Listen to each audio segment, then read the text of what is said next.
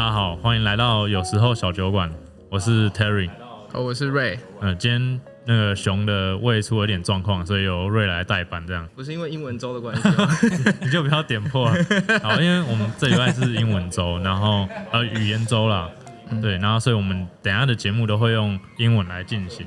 然后我们今天来到一间酒吧是 ChynaHouse， 然后我们等一下会请老板稍微介绍这个地方。然后我们今天邀请的是乌丘的创办人，然后有Devin 跟 Tim， 等一下再请他们介绍。Hey guys. Hello. Hi guys. 那我们接下来就开始就用英文来进行今天的节目。So before we get started, we should invite the master bar owner, pizza maker, and drink pourer, Bill. Bill, I'm going to give you my seat for this. Yeah? Yeah, that's okay. Bill, come on in Bill. and say hello to the people. Hello guys, how are you?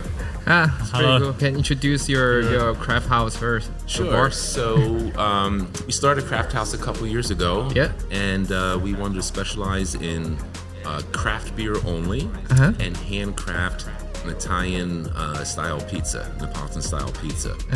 And so that's how we had the name Craft House, because we had craft beer and craft pizza. Okay. And our tagline is respect the craft. Oh, that's pretty nice. Because I love your setup of your bar. Like it looks more like closer and then more friendly because it's like a wood style. Yes. And the distance between the guest and you is like more closer. It feels like very friendly. Like I'm going to the neighborhood bar. Yeah, well, I'm happy you picked up on that because that's one thing that's very important to us. We don't look at our customers like us and them. Yeah. It's a family bar. So we welcome them into our house, into our home. And we give them very personal service, a lot of care, a lot of attention. And they notice that. And that's what's important to us, and it seems to be working for us. It's pretty good. Yeah. How you met Tim and Devin? Devin was a customer of Craft House. Yeah. And so I've seen him and his business associates many times, and then I learned that he's brewing his own beer, and he asked if we would be interested in trying his beer and possibly having it at Craft House. So that's how we got started. And when I tried the beer, I was like, oh my God, this is actually, this is respectable. Yeah, it's pretty good. It's really good. I just tried it. This is your beer. Stout. Stout. Yeah, stout. I love it. I prefer this one more than IPA. This one's pretty good. So what's interesting for a new brewery, you would, I was impressed that he had 5 different flavors of beer. We tried all 5, and every one of them was just quite outstanding. Yeah. And so as a promotional, we said, well, let's do a tap takeover. And so all of our taps, we have 7 beers on tap. We took the 5 that he has and brought them into our system for a whole weekend. And we sold out of almost every beer. The customers loved it. And it was just a great event for both us and for Devin. Yeah. It's pretty impressive. It's pretty impressive. Okay, thank you very much. Yeah, thank you very much. Okay, so the audience, if you want to have some great pizza and great craft beer, you can come to here, the Craft House. Yeah, the Craft House. The pizza here is really good. Yeah. I would love to try. Yeah, I would like to try. Stick around. We'll share some later. And it's not just pizza. They've got the chicken wings. They've got baked rice. They also make their own hot sauce. They've got some special hot sauces and some other sous vide stuff too. Like you can get chicken breast and some other stuff too. So it's not just pizza. The pizza is awesome. It's my favorite, but I want to try to keep an open mind too. Yeah. Okay. And maybe you can introduce yourself. Yeah, before we started. Sure. Tim, you want to go first? Yeah, I'll go ahead and get started. So I'm Tim Smith. I'm from Portland, Oregon, the same place that Devin grew up. We actually met in high school. So we've been a team for a long time. And we've been making beer together since 2004. 2004. I think it was like 16 years ago. Yep. Coming up on 17 years because it was January 2004. Wow. I remember that because that's when I turned 21, which is the drinking age in the U.S. And so as soon as I was legal to drink, I had to start making my own beer. His parents actually bought him a home brewing kit for his 21st birthday. And that's how it all began, really. Yeah. We loved beer, and his parents thought, well, maybe he can try to make his own beer. And I don't think they ever imagined that almost 20 years later he would have a brewery. I think that they thought it would maybe slow me down because it takes, a long time to make beer. So they figured maybe I would drink less if I made it myself. Well, they were a little bit off on that idea, but yeah. Now it's your turn. Sure, yeah. So my name is Devin Nail. I'm also one of the co-founders of Black Drungo. And Tim and I have been making and drinking beer for a very, very long time together, and so it just made sense that the next step was to brew your own beer. Yeah, the reason why we started was we used to make beer at home and share it with our friends. And Tim always had a rule: if people come to visit us at our house, we need to have our beer on tap for our friends. Yeah. But the problem is then we would never have beer to drink for ourselves because we were always saving it for our friends. Right. So we'd have beer on tap at our house, and friends would come to visit. And we knew they were coming maybe a week in advance or 2 weeks in advance. So we said, okay, let's not drink our beer. Let's save it so that when our guests arrive, we have beer. And we thought, well, what are we going to drink now? Yeah, because it's pretty embarrassing if you are, brewers and your friends come to visit you from another country. And we want to try your beer. Oh, no, we drank it all. Sorry, we don't have any beer. Yeah. So we would go to every place that we could find beer in Ilan, which is quite limited, and just buy as much as we can and keep it in our refrigerators. So, or go to Costco and buy everything that they have. Yeah. So what's the opportunity bring you to Taiwan? You started this business from Taiwan, right? Yeah. Well, I've been here for almost 13 years. And I've been here 11. Yeah. Now, I came here to Taiwan, it was back in 2008. I was looking to do something different, something new. I was kind of bored with my work in the U.S. And I'd lived in Japan before, and I loved my life in Japan. But I wanted to, so I knew that living in a different country is a great experience. It is. Then why Taiwan? Well, that actually is from Tim. He said, I've got a lot of good friends from Taiwan, because you met them when you were living in Japan. I was studying Japan as well. And in my classroom, it was a group of people from around the world. Korea, the Philippines, China, Taiwan, and the Taiwanese classmates were the ones that I became closest to because they were the most friendly.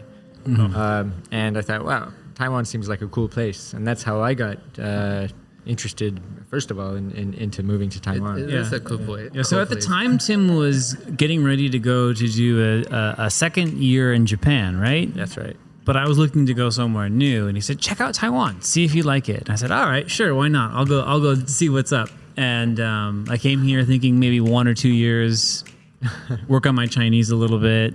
I kept getting messages from Devin saying, Tim, you're going to love Taiwan. You got to come check it out, man. Yeah, so then 2 years passed, and I was still here. And then 4 years, 8 years, 10 years. And, at that point, I realized, maybe it's time to start something, it's my own. Start something permanent because we realized that, Taiwan is a good place to call home. Yeah. That's pretty cool. And why you pick Ilan?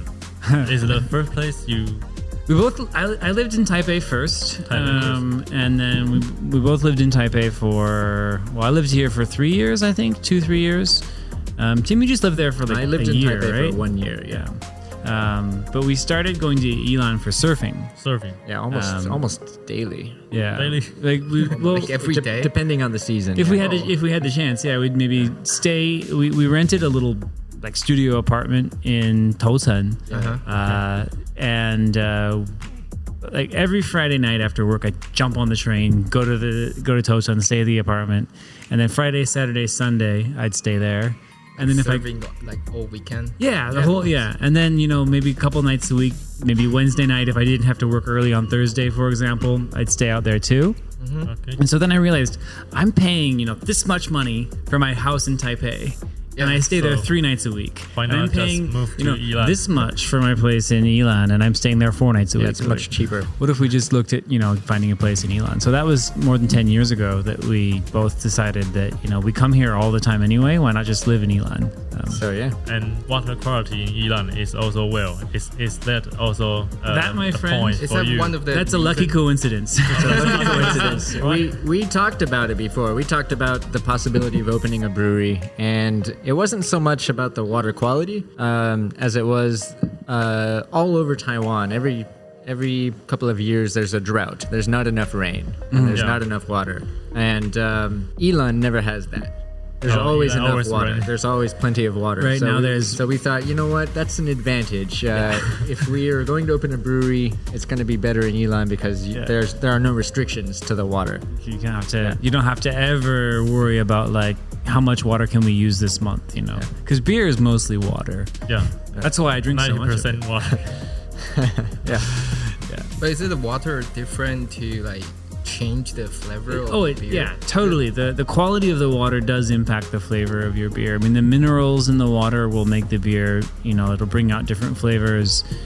There are places in the world where you just can't make beer with that water because it's just, there's too much of the wrong minerals. Yeah. Why you call your brewery's name is Why Black Drungo? Yeah. Well, I think...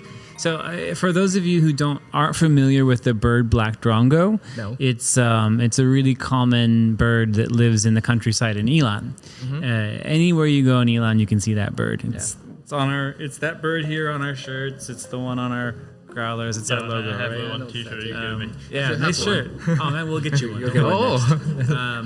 So the bird. Anywhere you go, anyone from Yilan knows this bird, and it's famous, or I guess you'd say infamous, because it has a unique habit. So I think Tim's story is probably the best one. Well, actually, I love all birds, and I like to watch their behavior. And the first time I had an experience with a black drongo was actually when I just moved to Yilan. I was riding a bicycle to go to the beach to go surfing, and I heard a noise and I looked behind me and I saw a black drongo flying, and at that time I thought it was flying with me. I thought, wow, this bird likes me and he's flying with me. And then he started to hit the back of my head, and then I realized, no, this bird's attacking me. So I tried to ride away, and they just kept chasing me. After that, I realized, I went back home and I, of course, looked on the internet and found out why the bird will attack. And I realized that during the season where they have their babies, they're really protective of their environment. They protect their territory. Exactly. They don't want you to. Okay. Yeah. So you thought it was like this magical connection with nature. This bird is flying with me. We're having this moment. I was having a moment. I probably had a few beers before. Get the hell out of here, man. Yeah. So for us, I think one of the key reasons why we picked this name is, one, it's a bird that anyone from Yilan knows, right? And in fact, I'd like to invite one more person to come join for just a second. Bella, come on over.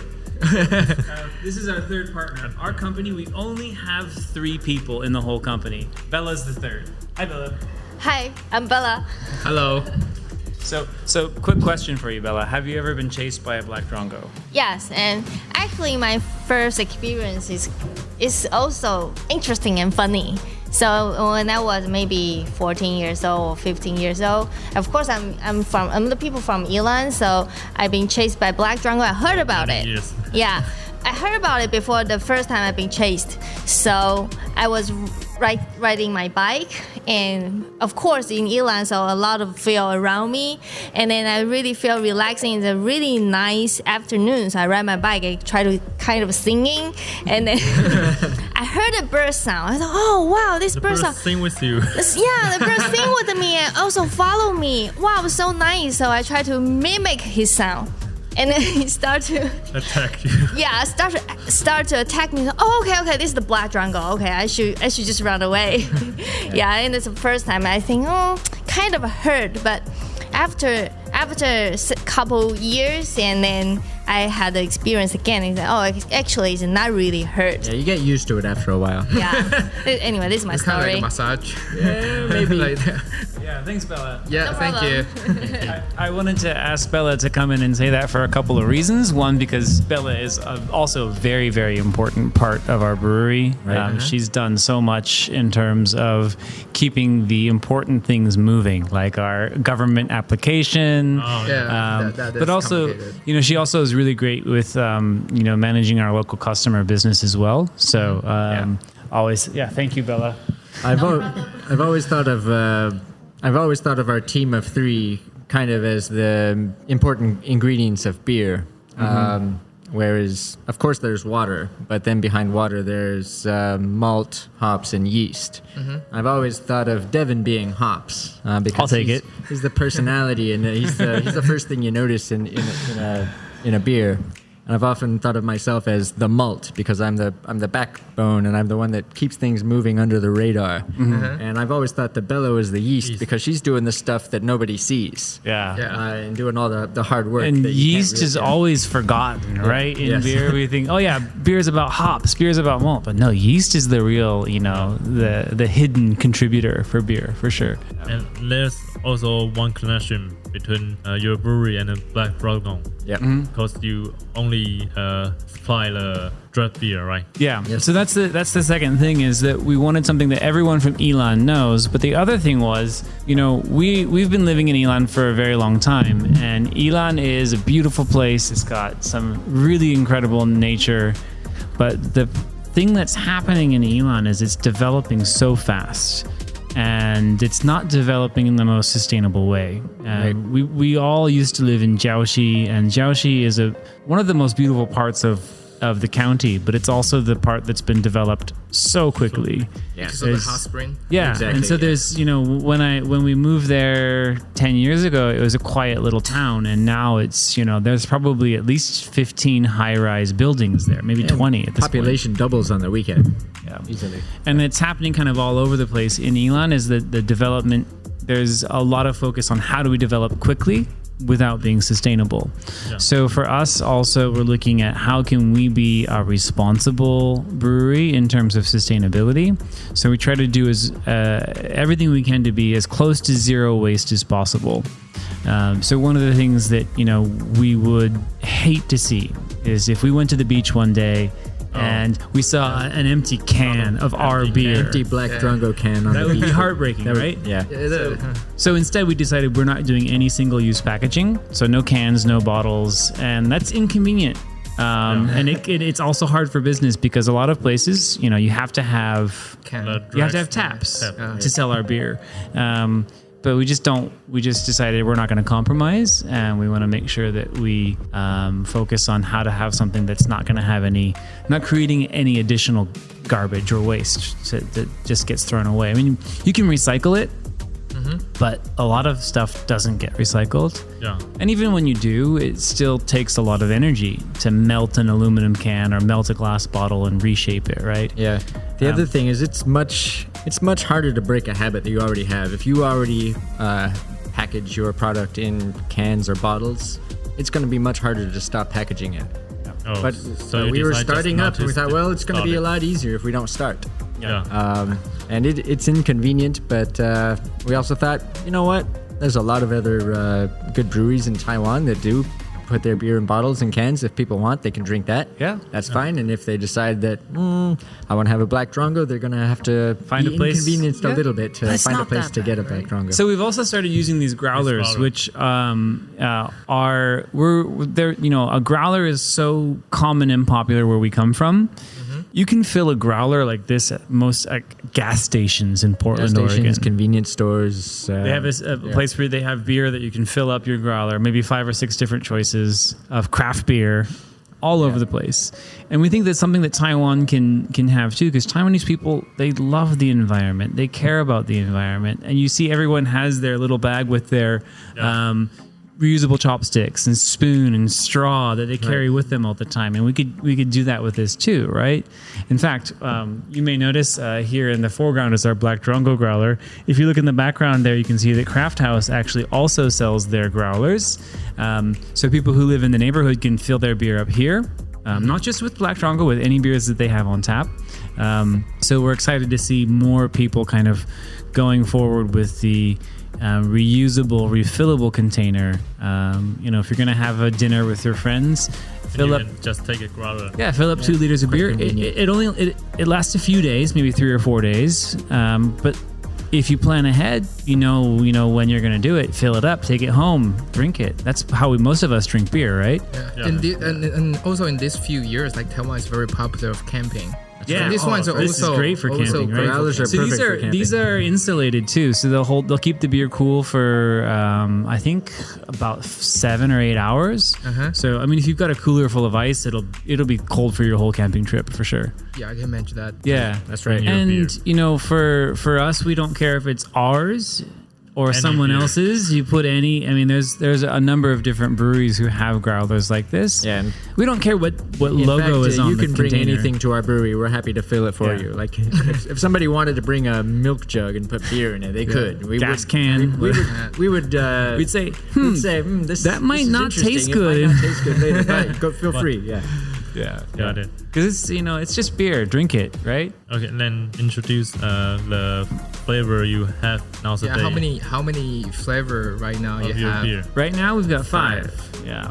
What's your favorite, Tim? What's your favorite? Mine changes every day. So what's your favorite flavor today? What's your, like right now? Usually, my favorite flavor is the one I'm drinking. So right now is the stout. Stout. Yeah. Good call. I'm gonna get some more. However, I would say consistently I lean towards the amber, and it's just because I've always liked amber. It was one of the first craft beers that I was turned on to when I first started drinking beer.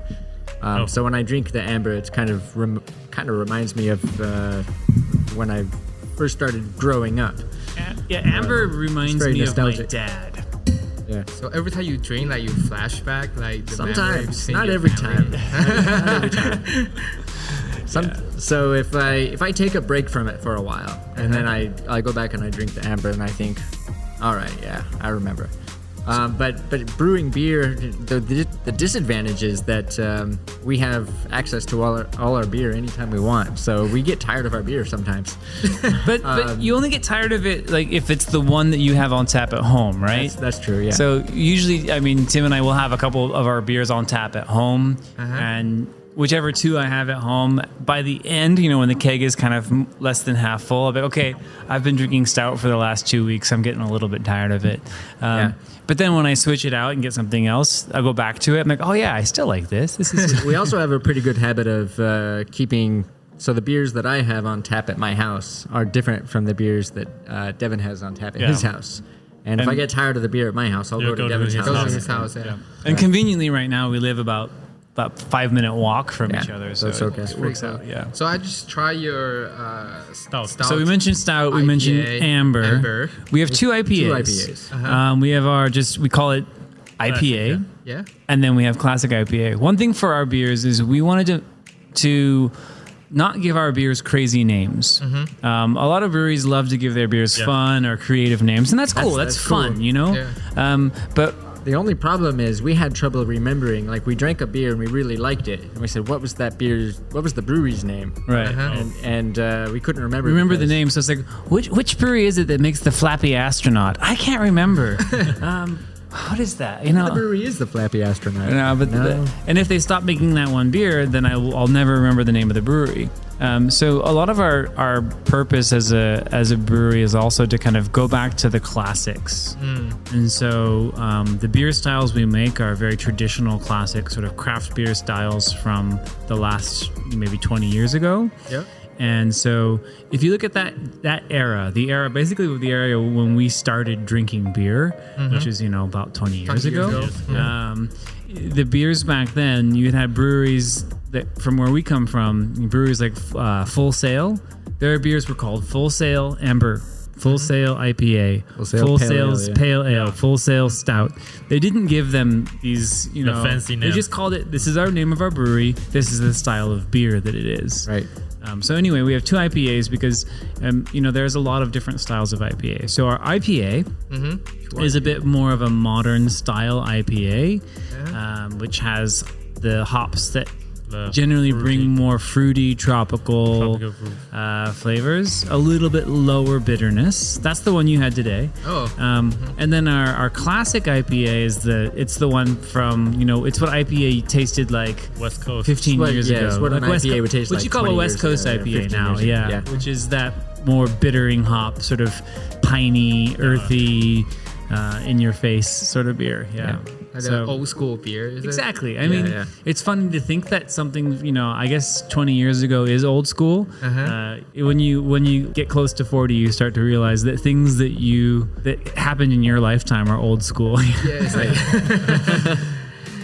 I'm going to move your bottle over here so the audience can see the logo. You just want to have it closer to you. That's cool though. I understand. Yeah. So we talked about the stout, we talked about the 2 IPAs, the amber, and then the fifth one is the Ilan Ale. So this is one that doesn't really fall into a specific category. We call it Ilan Ale because it's a tribute to our home of Ilan. But also it's a beer that we designed for the water in Ilan. So you were asking us earlier about water. Yeah. And for a lot of beers, breweries will look at classic water chemistry. So, you look at stouts that traditionally came from a certain, part of the UK. When breweries want to make a stout, they'll look at the minerals that are in the water from that region. And they'll try to add different minerals to their water to match it. Or IPAs. A lot of our traditional styles come from the UK or from Germany, the two places where most beer originated, right? So if we're looking at making an IPA or a stout, we're going to be matching some British water styles. You're making lagers or things like that, maybe matching a German water. But anyway, a lot of breweries will add different minerals, maybe calcium or sulfates or chlorides to match the water style. But for the Ilan Ale, we decided to look at what the water is naturally and design a beer that is suited to that water profile. So it's a very light, refreshing, easy drinking beer. It's not super high alcohol. It's only 5.7%. Which I guess to some people seems like a little bit high, but to craft beer drinkers, 5.7 is like it's a session, low. Right? And so that one is our lightest beer and probably the most approachable beer. So if people are they're not familiar with craft beer and they look for something that maybe something to start with, the Ilan Ale is a good beer to start with because it's not super bitter, it's not super hoppy, but it's great for hot days. It's I have another question. Like you say, both of you brew the beer when you're in the U.S. But what's the difference when you brew in the U.S. and then brew in the Taiwan? Not a big difference actually, because we do adjust our water chemistry to suit the style that we're brewing. So. And for homebrew, the homebrew community in Taiwan is really grown. So there's so many resources for brewing beer now in Taiwan. When we started brewing in Taiwan, what was that, like 5-6 years ago? We used to get most of our, it was 7 longer, 8. I can't remember. We started. so we used to import stuff from the U.S. to make that anyway. Because it was really hard to get. You could get some malt and you get some hops, but not much. So basically, every time one of us would went go back home, to the U.S., we would stock up on whole, hops and or some yeast.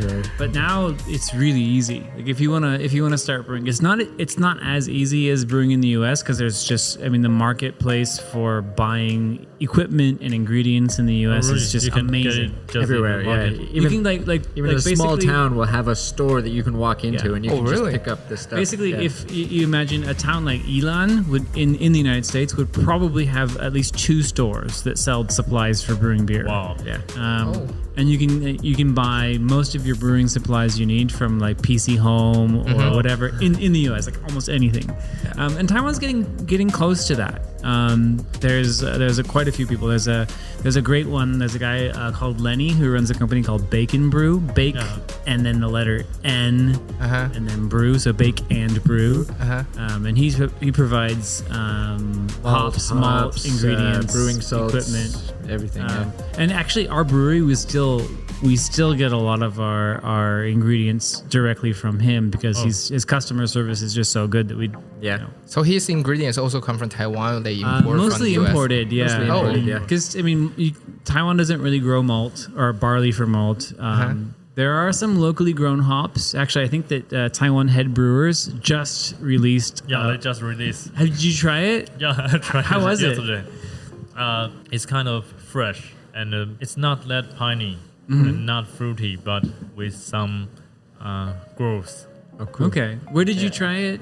McKellar. At McKellar. Okay, yeah. I have to try that. I definitely want to try that because Taiwan is not like, geographically, it's not the most suitable place to grow hops. Yeah, hops require a lot of sunlight, and it starts to get dark in the wintertime, especially. It starts getting dark at like 6 p.m. Even the summertime, ideally they need like, I think 16 hours of sunlight per day or something, or 13 or 14 hours per day at least. I forget. Which is hard to imagine in Taiwan, but if you go abroad, you can be out at 9 p.m. and still see the sun sometimes. But I think that there's ways to do it, so I definitely am excited to try that one too. But the place you used to live in USA, they have lots of hops, right? Well, Yeah, well, actually, Oregon, Washington, we're very close actually to Yakima Valley. Yakima. Yeah. And then, Yakima Valley and Willamette Valley are the two nearest sort of hop growing areas, and they're both within maybe an hour drive from where we grew up. Yeah. So we grew up in hop country. Yep. Yakima is a very big hop supplier. That's Yeah, right. well, Yakima as a place, and then the hop supplier just named themselves after the place because it was just they're called Yakima Chief, right? Yeah, Yakima. And we get a lot of our hops, of course, from Yakima Chief. They've got a good distributor here in Taiwan called The Guys, and they do a good job. They're really helpful, really easy to work with too. Now, let's go back to your brewery. Yes, sure. Don't go too far. No, you can always edit out the garbage later. If we talk too much, you can just cut us off. And you can have a reservation to get a guide tour to your brewery, right? Yes. Yeah, so right now we don't have regular hours, right? Yeah. Our brewery Because is you have full-time job. It's a factory.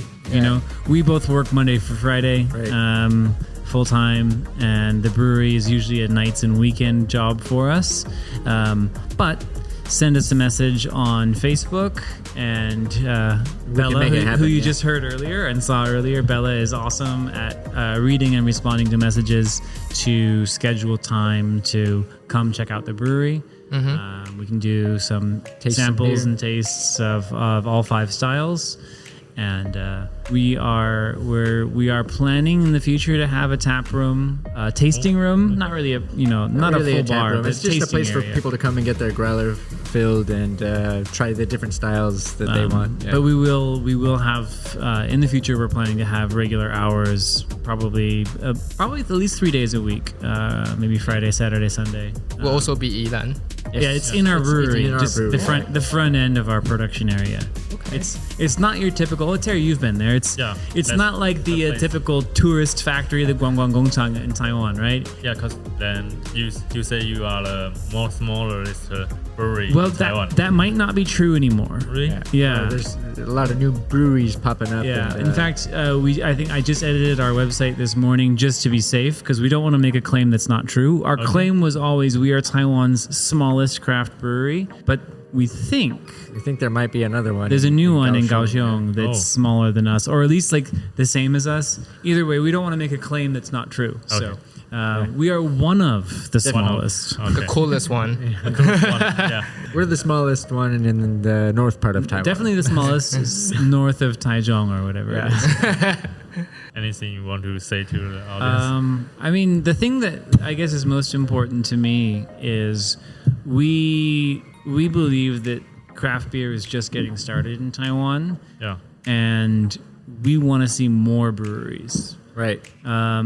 We don't look at craft beer as a competition. So, Yeah. I mean, that's why we're so excited. Anytime anyone asks us about, other breweries in Taiwan, we're like, yeah, absolutely. we get excited to try hear. them all, and drink everybody's beer. And then if someone says, I want to open a brewery, I mean, what's the answer? Yeah, open a brewery. Yeah. Please. But if you're trying to get rich, don't open a brewery. Yeah, it's got to be about passion. You're not doing it for the all money. about You open a brewery because you love beer. Yeah, if you love beer and your goal is to have your own brand and your own brewery, and you want to know how to open a brewery, talk to us because we'd love to see more small local breweries around Taiwan. I mean, where we come from, there's there's close to 300 breweries in the city where we grew up. Yeah, you can walk down the block and you can visit a different brewery every 5 minutes. Just walking. It feels like the whole town is like making brewery. It is. I mean, I think there's one brewery for every 20 people or some stupid thing. Yeah. So, I mean, but we think that Taiwan can have that too, because Taiwanese people, they love local. They love the idea of when you go to this place, you have to have the local thing from here, right? Yep. Yeah. And that's what beer can be. That's what we do when we travel to a city that we know has a brewery that we want to check out. We go there. We go to that brewery, and I think that Taiwan is so perfectly suited to that. Like, Taiwanese people already have that. If you go to China and you have to eat this, this, and this, why not do the same thing with beer? It's got to be the same with beer. We can have the Yilan beers, and we would love to have more beer in Yilan because we think Yilan's a great place for beer. And so anyone who wants to open a brewery in Yilan, come do it. We'll help you. Yeah, for sure. Because we don't see other breweries as competition. We see it as making the whole market better for everyone. So a lot of my friends, they don't really drink beer. They love cocktail, but they just say like, oh, I don't want to try beer. But for those people who never try your craft beer, do you have anything to tell them? Like, what's the good thing they need to try? Well, that's a good question. I think I don't know specifically for our beer.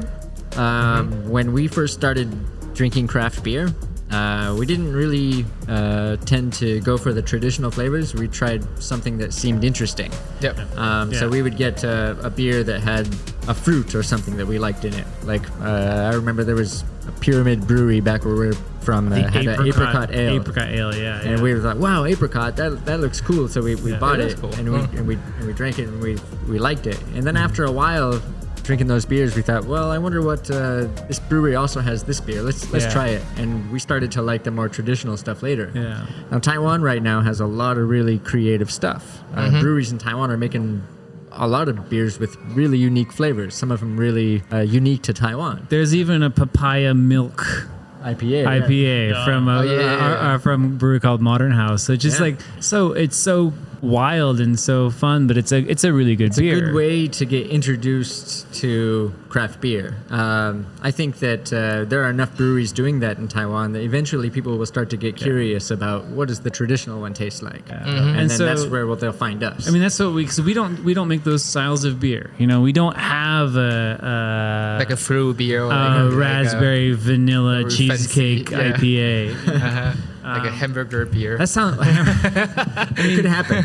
Some of those, we think it's fun too, and we did that when we were homebrewing. But our goal as a brewery is to make classic, traditional beers, because frankly, we think it's hard to find those in Taiwan. Yeah, and so as much fun as it is to try those other beers, for us, it's kind of something that we're doing for ourselves, but also for our friends to say, here's the original styles.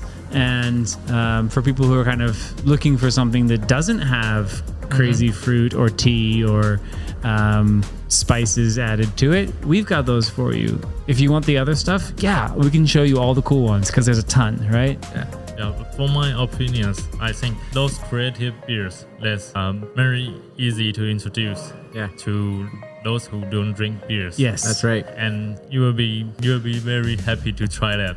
But the classic one, I think that's the beer you can drink all day. That's right. That's how I feel too. And that's why we like those beers too, though, is because those beers get people who don't typically drink beer to say, people that might like a cocktail or something would get started with a beer. Beer could taste like this, right? And so once they realize that beer isn't just Heineken, it isn't just that. It doesn't have to be bitter, or it can be very bitter, or it doesn't have to be clear and light. It can be dark and sticky. It can be so many things, right? So those beers also help people have a more open mind about what beer can be, and that's what we like about them. All right.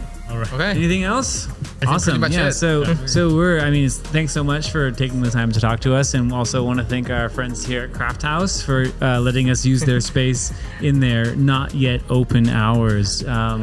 So they're working overtime for us. Yeah, they came here, opened the doors just for us. So thanks a lot to Duncan and Bill for opening up early for us. When does it open? I think they open at 4 today, is that right? 4 p.m. on Saturdays and Sundays. I think most weekdays is at 5.